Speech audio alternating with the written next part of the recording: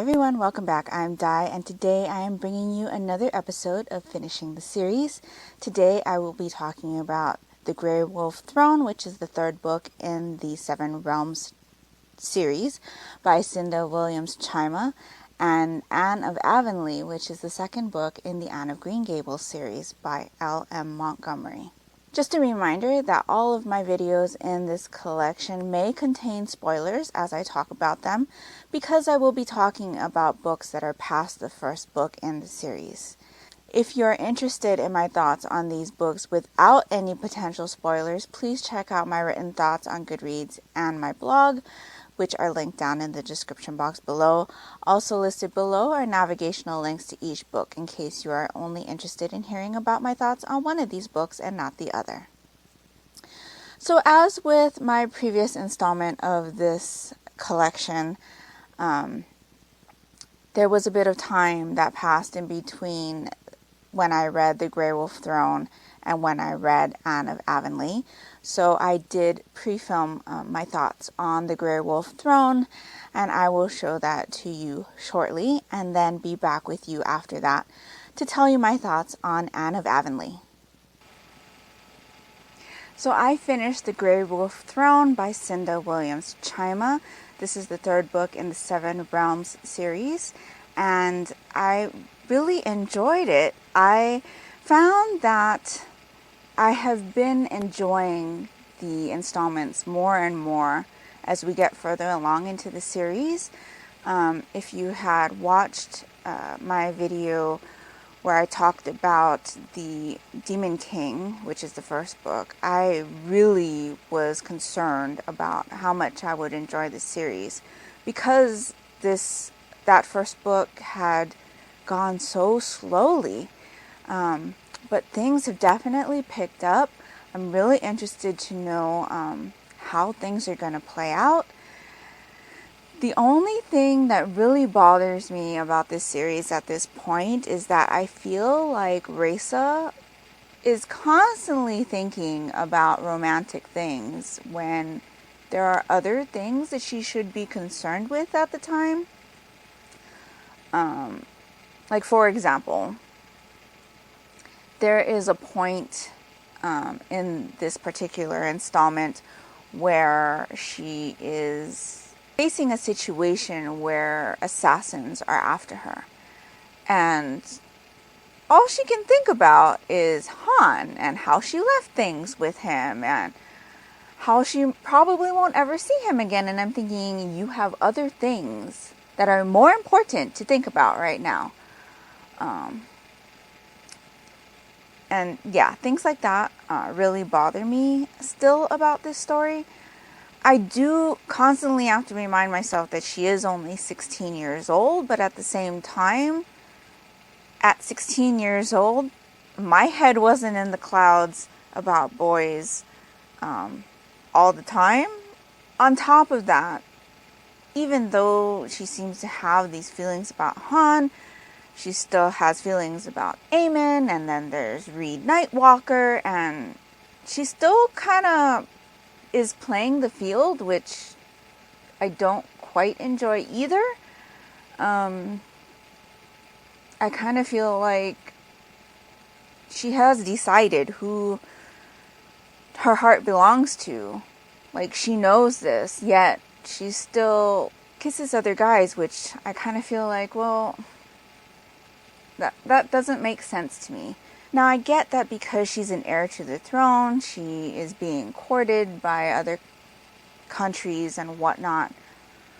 So she kind of like has to do the whole political dating kind of thing to make a match for the sake of her queendom.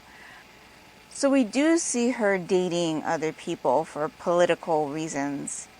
Reed being one of those people. However, she had previous flings, I guess, with Reed. You hear about them in the first book. So it's not something new for her. But at the same time, I'm just, Reed's also dating somebody else. Another character that we were introduced to in the first book. And I don't I don't enjoy all of this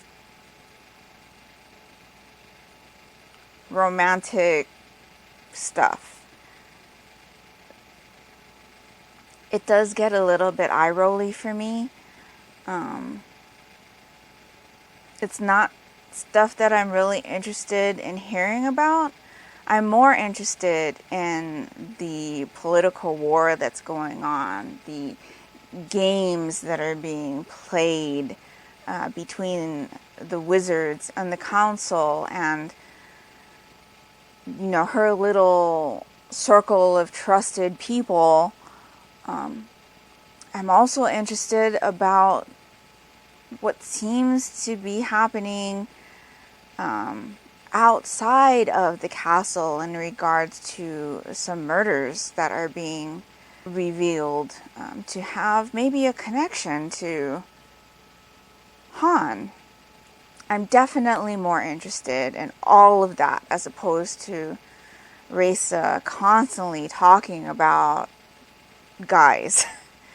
It is getting a little tiring for me in that aspect. And if you've watched my channel for a while, you know that I don't read a lot of romance novels. I'll read maybe one a year.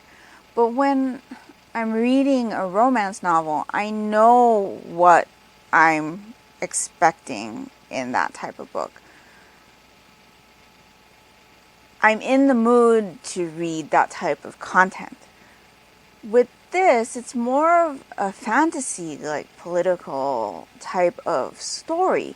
But there is a lot of romantic stuff going on, and I feel like there is some of it in every chapter, and that is tiring for me because it's not the type of thing that I want from this story. It's not the type of thing that I went into this series being interested in. I'm interested in the wizards versus the monarchy type story. All of the things that are happening with the Bayars and them trying to get a foothold on the Queen's Council. What is happening with the Queen, or what has happened with the Queen. The Demon Eyes trying to get a foothold in the queendom as well, and all of that is super interesting to me. But the romantic stuff I could totally do without. So yeah, there's only one installment left in this series, and I'm really looking forward to seeing how this is all going to wind up. And yeah, so that's about all I've got to say about the Grey Wolf Throne. So I finally got around to reading Anne of Avonlea. Like I said, this is the second book in the Anne of Green Gables series by Ellen Montgomery. I have read Anne of Green Gables 3 or 4 times, always with the intention of continuing the series, but I never did. This particular book edition does not match the rest of the books that I have. I don't have a complete set at this time, but I do have a very pretty pink edition of Anne of Green Gables. I believe it's a Puffin Classics or something like that. I showed it in my review when I had talked about Anne of Green Gables a couple years ago, I think was the last time I read it, or the most recent time that I did. I had never read the entirety of Anne of Avonlea ever. When I was younger, my grandmother had gotten me an abridged edition of the first 3 books, all in like a bind-up. And I had read through that. I believe I was in the 8th grade when she got me that. So it's been a while since I've read the actual text of this book. Like I had mentioned before, I'm a big fan of the Sullivan Entertainment miniseries adaptation. And so I felt like I knew this story like the back of my hand, but I really didn't. So this one introduces Davy and Dora Keith, a pair of twins that Marilla adopts, and in the Sullivan Entertainment adaptations, they're not included in that. They are included, I believe, in the Road to Avonlea miniseries that had come out after the Anne of Green Gables miniseries. I believe that's what they're called. Anne of Green Gables and Anne of Green Gables, the sequel. So a lot of things happened in this story that I was surprised by. Like I said, I thought this was a story I was very familiar with, and it turns out that I'm really not.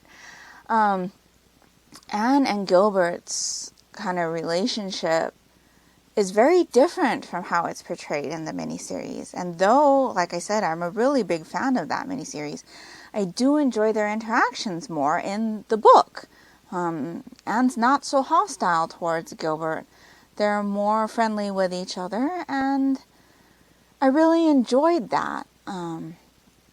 We also get introduced to Diana and her relationship with Fred Wright in here, which is something that I was familiar with.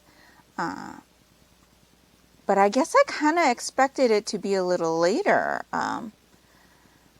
in this book than it is, because Anne hasn't, she started teaching, and I really enjoyed that aspect of this story, especially hearing about all of her students and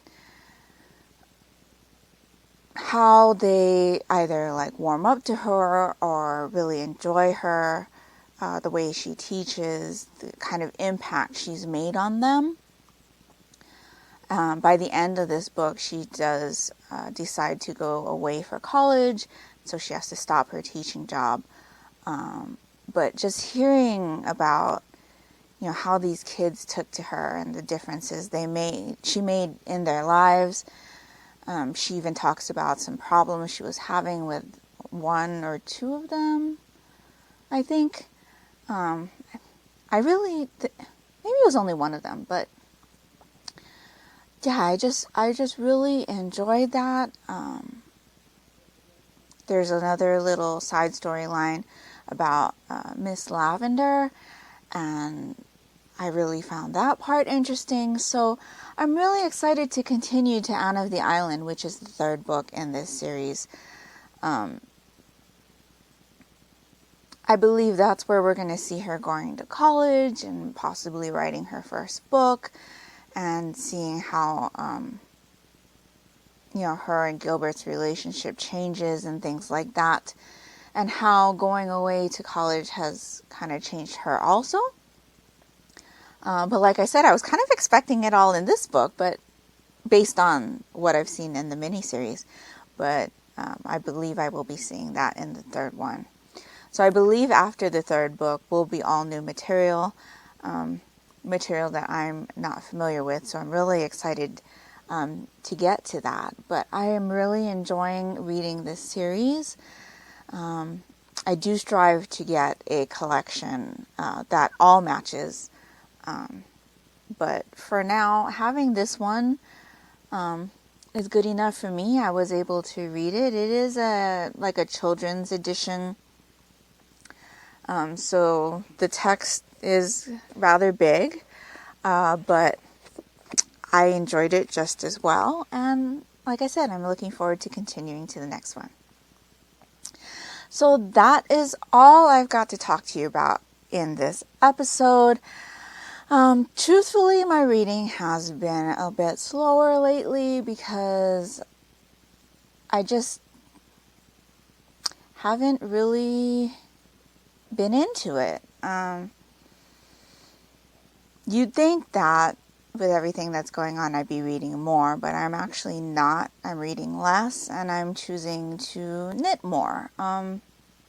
So if you're interested in seeing any of my knitting, do check out my knitting channel, linked down in the description box below. It is Desis 19 Hearts Yarn. So yeah, I've been posting a few updates there. A little more than I have been posting here, but that's just because I've had projects to share. And I haven't been reading as much. I do have some manga out from the library that I do want to get to, And so maybe you'll see some of that come up in another episode of finishing the series. But yeah, that's all I've got for you today. I hope you're all safe and healthy. I hope you're all doing great. And until next time, take care and smile always. Bye.